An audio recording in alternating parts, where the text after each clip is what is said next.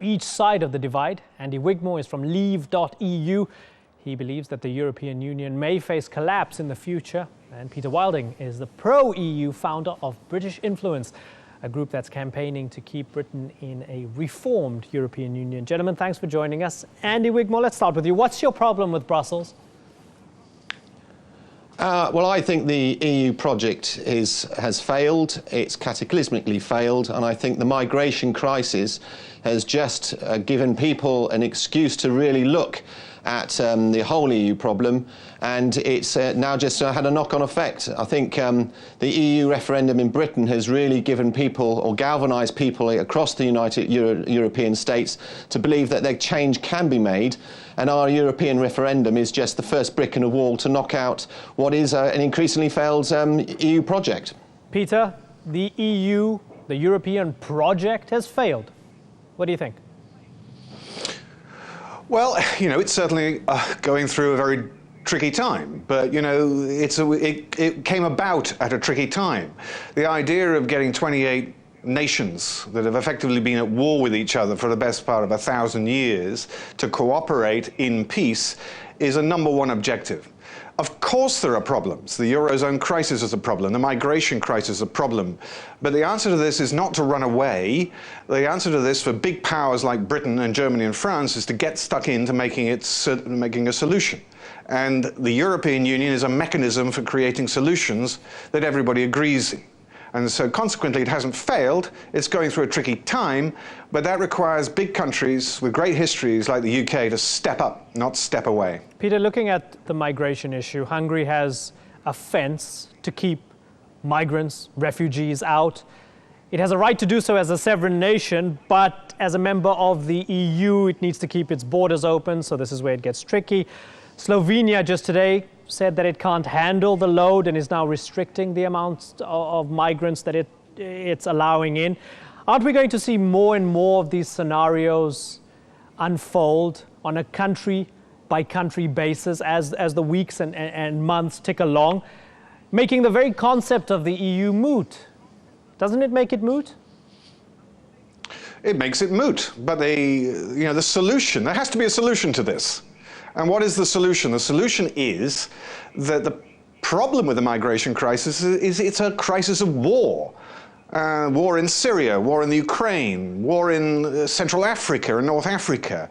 And, when we're talking Europe, we're talking about the richest 500 million people in the world in part of the continent of Europe, which has to solve these problems. And you don't solve it by pulling up barriers, you solve it by dealing with the problems at source. So what Europe is lacking at the moment is a coherent response, a strong response to Russia and Ukraine, to Syria, and to the North African exodus. Now this can be done. The question is, Britain should be leading with its allies in order to create a strong response to the crises I've just mentioned. Okay. Now, this can be done. And so consequently, we shouldn't be running away from it. We should be getting stuck in. Okay, looking at what can be done. Andy, do you support German Chancellor Angela Merkel's plan to basically throw money at Turkey, pledge to help ease visa restrictions for Turks with the Schengen visa agreement traveling to the EU, and of course reopening talks on Turkish accession to the EU? No, this is just the Merkel's Europe project is failing. And the trouble is what you're dealing with is on a number of fronts, different issues. You've got the eastern migration crisis, if you want to call it that, and the southern migration crisis from Libya and places like that. Now, you take those two things separately and they're different issues. So the eastern migration, or eastern Mediterranean refugees and migrants, that is very separate. They are because of the war-torn situation. You take a look at the people coming from Libya and places like that across into Greece, and that is completely separate, and I would suggest those are economic migrants. What has happened, Merkel has opened the floodgates of almost biblical proportions, and she has allowed anybody and anybody to come in. And you've then got a confusing issue between what is a genuine refugee and a genuine economic migrant, and migrants flooding Europe. Europe cannot afford it, and this is the absolute main fundamental reason why you have a number of countries now looking at this thinking, hang on, we've got a problem. We cannot control control our borders, we cannot control the freedom of movement, and something has got to change. If you're talking about a solution, the first thing you need to do is start to control your borders, control your sovereignty. And you've started to see that right across the European countries, and Britain is actually trying to push forward to make sure that we are the first brick in the wall, so we can start to control our borders. We can then offer a sensible solution to how migration is developed and how migration is managed in the rest of Europe. With an aging population, Andy, what's so wrong with economic migrants? These are workers. They'll help create an economic stimulus in Europe. Look, there's nothing wrong with migration at all. This country, Great Britain, needs it as much as anyone else. But you have an uncontrolled migration, you've got a problem. I think you need a system like the Australian point system. I think that would work in the United Kingdom. I think that would work in Europe as well. That allows you to pick and choose the type of people you want into your country.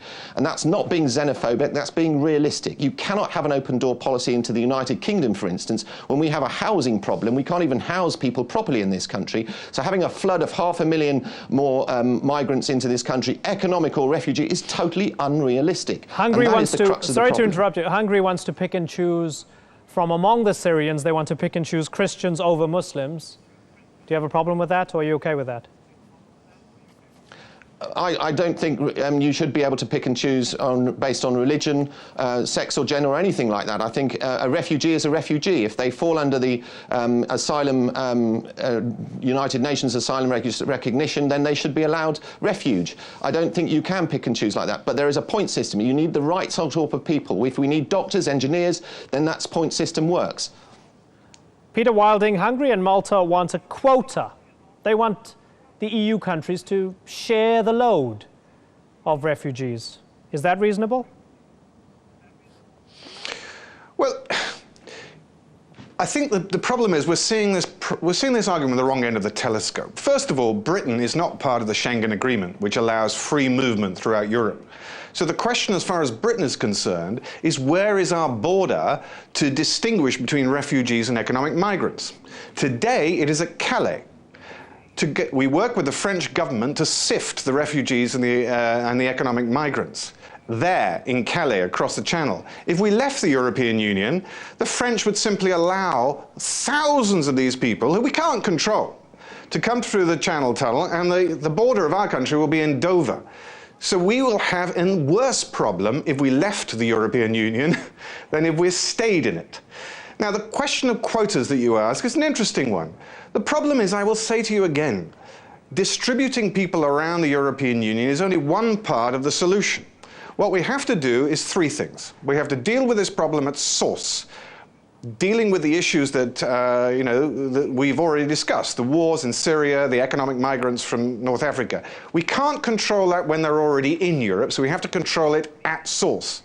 Secondly, we have to stop the people trafficking industry, which is enormous at this stage, and we have to therefore have a police solution to that.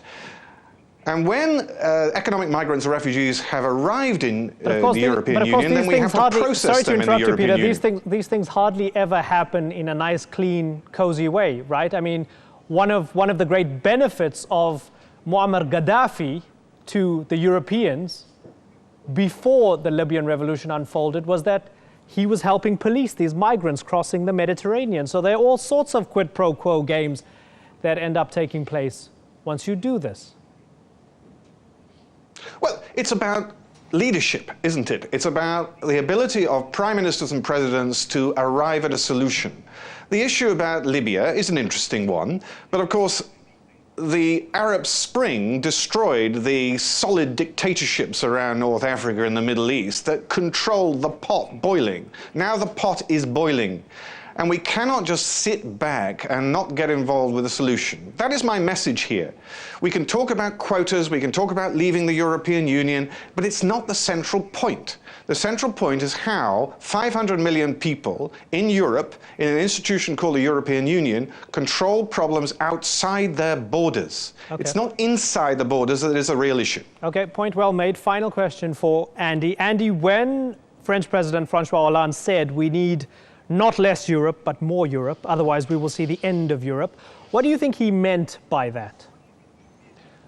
Well, This goes back to the whole problem. I mean, the trouble with the European project is political, not economic project, and all they're interested is increasing their abilities to make laws for other countries, take over sovereignty, etc., which I just don't accept. And I think the rest of Europe is starting to see that, whether that's the Dutch, the Polish, even Iceland has sneakily withdrawn its application to become a member of the EU. We don't want more laws, we don't want more regulation, we do not want more interference. And the trouble is with Hollande and Merkel, that is precisely what they want. That is the whole point of the European project, the EU project, and we don't want that. And I think if you have more integration, more problems like that, people will have more issues with their own sovereignty, more control of borders, everything that goes with that. So the only way to solve that is less Europe, less interference is what we need. And then you probably have solutions to many of the problems which Peter is describing. Okay. Andy Wigmore and Peter Wilding, thanks so much for joining us. We have unfortunately run out of time.